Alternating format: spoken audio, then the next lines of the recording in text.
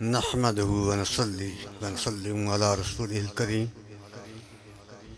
أما بعد فأعوذ بالله من الشيطان الرجيم بسم الله الرحمن الرحيم قال النبي صلى الله تعالى عليه وسلم الموت جسر يوصله حبيب إلى الحبيب صدق الله المولى العظيم وصدق رسوله النبي الكريم ونحن على ذلك من الشاهدين والشاكرين والحمد لله رب العالمين. تیرے مہکدہ میں کمی ہے کیا،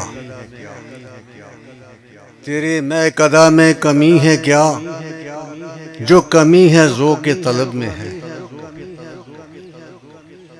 تیرے مہکدہ میں کمی ہے کیا، جو کمی ہے ذوق طلب میں ہے.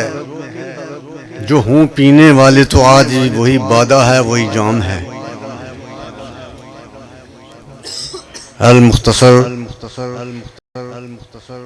ضعیفی بھی ہے، کمزوری بھی ہے، اور مزاج بھی ہموار نہیں ہوتے، کیونکہ خطیب حضرات پہلے سے تیاری کر کے آتے ہیں. تو میں نے آقا دو عالم نور مجسم ہادی برحق محبوب خدا حبیب کبریا صلی اللہ علیہ وسلم کی ایک حدیث پاک پڑھنے کا شرف حاصل کیا ہے، آپ نے سننے کا شرف حاصل کیا ہے. ارشاد رسول کریم ہے کہ یہ موت ایک پل ہے، یہ موت ایک پل ہے جو حبیب اور محبوب کے وصل کا ذریعہ ہے. محب اور محبوب کے وصل کا ملاقات کا ایک ذریعہ ہے.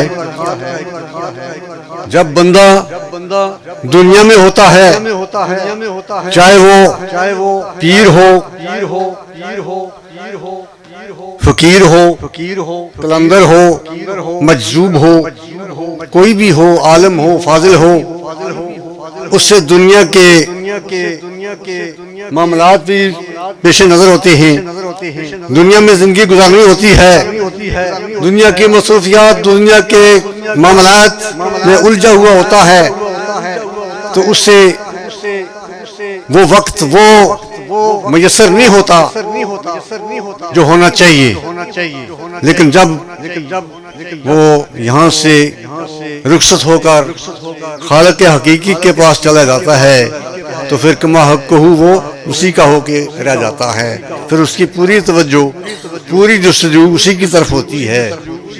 ہمارے شیخ کامل اپنے مرشد و مربی غوث زمان قطب دوران حضور قبلہ عالم خواجہ خواجگاں خواجہ غلام محی الدین سرکار نہری رحمۃ اللہ علیہ کے الفاظات ارشاد فرمایا کرتے تھے کہ آپ فرمایا کرتے تھے کہ بچوں میں یہاں آپ کو جو نظر آ رہا ہوں اس سے 10 سے زیادہ جب میں یہاں سے جاؤں گا تو تمہاری طرف توجہ کروں گا. اس سے جانے کے بعد، دنیا سے جانے کے بعد 10 سے زیادہ میری توجہ تمہاری طرف ہوگی. کیوں؟ کیونکہ دنیا کے جو جھنجھاٹ ہیں، دنیا کے معاملات ہیں، ان سے میں فارغ ہو کر تو کما حق ہوں تمہاری طرف ہی متوجہ رہوں گا. تو اس سے پتہ چلا کہ یہ اللہ کے ولی جن کے پاس ہم آتے ہیں، ان کے مزارات پہ آتے ہیں، یہ مرے ہوئے نہیں ہیں. ان کو مت مرے ہوئے سمجھو، یہ زندہ ہیں، اور ان کو زندہ سمجھ کر تو ہم ان کے پاس آتے ہیں. اور زندوں سے زیادہ، کئی سے زیادہ یہ ہماری جو ہے مشکل کشائی فرماتے ہیں، رہنمائی فرماتے ہیں.